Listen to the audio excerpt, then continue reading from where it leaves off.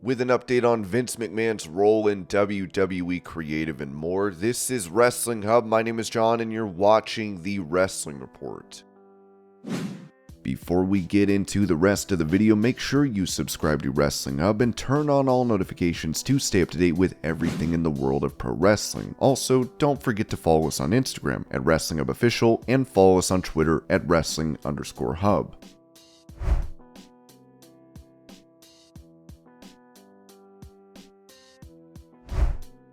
Speaking about the reason she stepped away from doing commentary for NXT, Beth Phoenix revealed on Stories with Bradshaw and Briscoe, "When I was traveling every week, it built up a lot of anxiety in the kids. Like, I ended up leaving the full-time job because Ruby asked Santa Claus if mommy could stay home, and she didn't ask for a toy. She sat on Santa's lap and said, 'I want my mommy to stay home.'" Phoenix then said this about transitioning to commentary. "Oh man, that was one of the toughest things I've ever done in my life, mainly because I was not known as being a good talker in my wrestling career, and it was kind of something that terrified, intimidated me, and I just never thought that would be something I would be asked to do, number one, and number two, I didn't have confidence in myself at all, and I struggled hard. I struggled hard in the beginning. I had wonderful partners that were elevating me and helping me, and Michael Cole was helping me, Tom Hannafan was helping me, Nigel McGuinness, Mauro Ranallo, everybody was working to fill the gaps for me, but it took a long time to really kind of figure out what the job actually is. I also learned as I went too. One of the challenges, which I felt I transitioned well on, was I'd been on commentary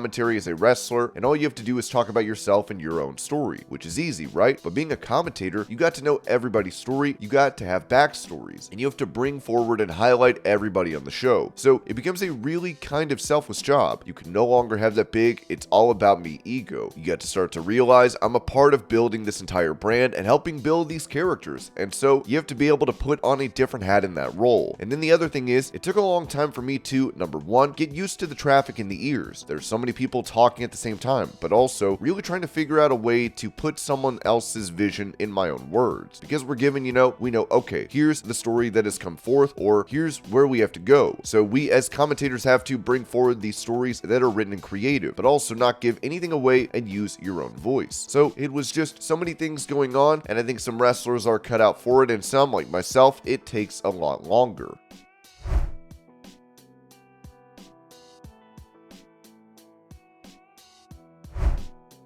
On Conversations with Conrad, former music producer for WWE, Jim Johnston said this about the current state of themes in pro wrestling. "Music for me is all about making people feel something. That's its purpose. There's so much music out there that is so much better produced than anything I can do, and it doesn't make you feel anything. It doesn't make you feel anything. It doesn't have anything to do with the character anymore, which I think is an incredible missed opportunity. It's certainly homogenous and very generic. It feels like it's thought out like this guy is hard hitting, so hard hitting drums, and it doesn't make you feel anything."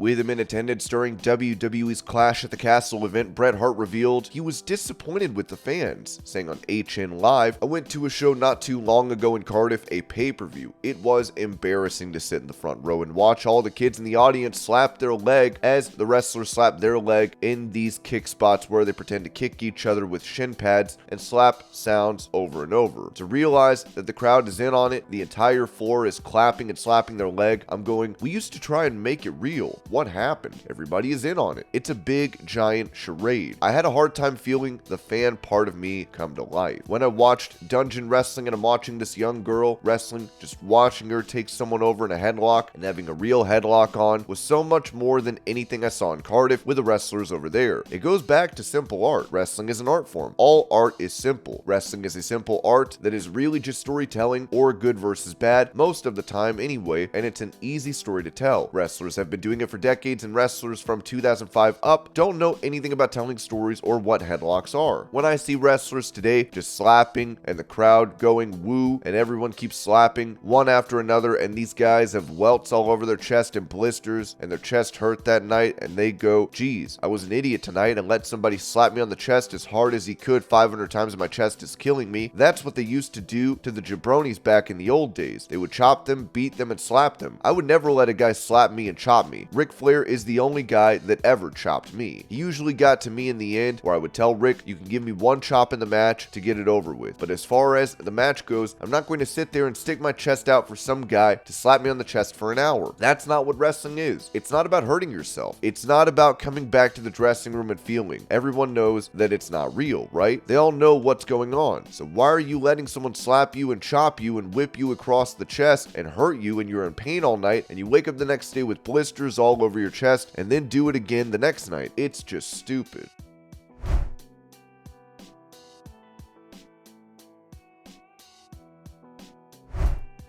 Touching on the time that she has spent in AEW, Athena said during her interview on The Sessions, "When I full bore got here, I was still the good guy. I still had a couple of really good promos in there with Jade Cargill, and then it became, okay, thank you for that. We'll call you when we have something, but here's dark," and then it became, okay. The entire time I was like, what can I do? And I just felt lost for a while. I was like, no one's telling me I'm doing a bad job. Everyone's like, you're great, you're doing great. And I was like, why? What is happening? And it's almost a little bit of that WWE PTSD that seeps in of like, am I gonna be in catering for 4 months? Oh my god.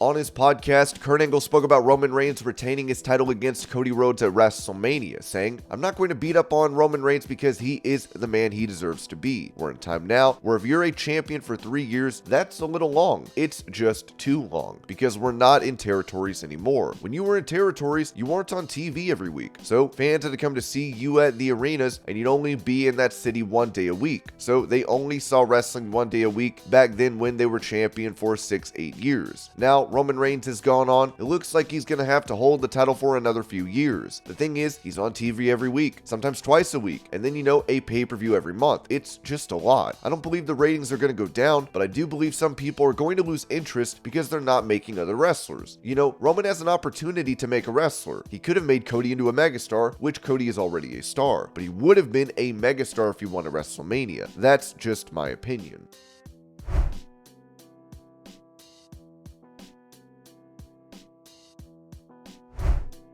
With Bray Wyatt having been absent from WWE programming due to a reported physical issue, Steve Carrier reported that Bray Wyatt hasn't returned to WWE yet, and we reached out to check on his current status. We were told that he is still not cleared to compete.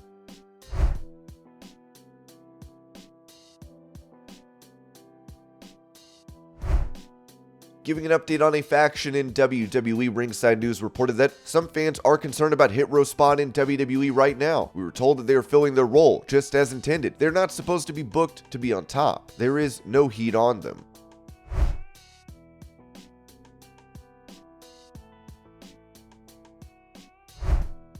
Speaking of factions in WWE, there were previous reports of Damage CTRL possibly being broken up, with Ringside News adding, "Some fans are concerned that WWE might break up Damage CTRL. We asked about this. We were told that no one was talking about it this week. Obviously, those in WWE had other things to worry about since WrestleMania. Bayley is not leaving WWE. That's all we know for sure."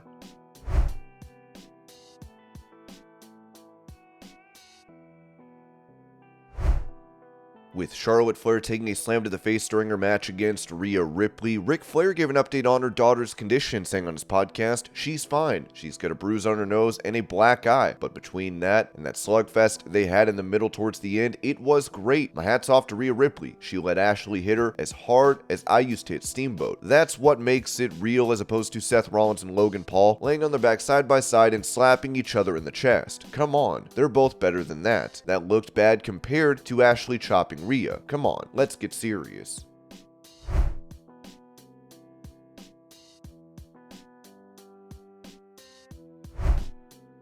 When it comes to Drew McIntyre, who is set to have his WWE contract expire, not appearing on Friday's show, it was reported that Drew McIntyre was pulled from Smackdown, but no reason was given. Ringside News has confirmed that McIntyre suffered an injury and he was taken off the show.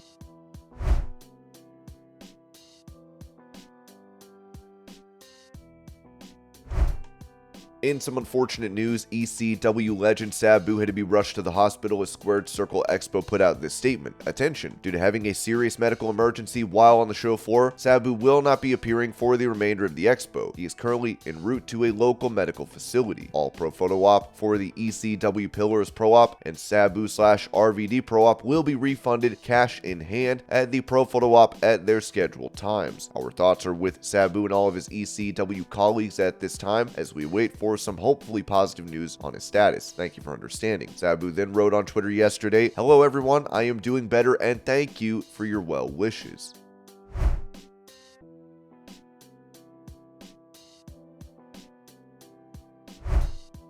With many WWE stars being hired back to the company after Triple H took over creative, this was said about the hiring process by Sean Ross Sapp. Several talent that Fightful have spoken with have claimed there's a hiring freeze and have speculated everything from Vince McMahon's return to a potential sale being the reasons. Nobody that we've spoken to have explicitly been told there's a hiring freeze, yet it's a term that constantly emerged.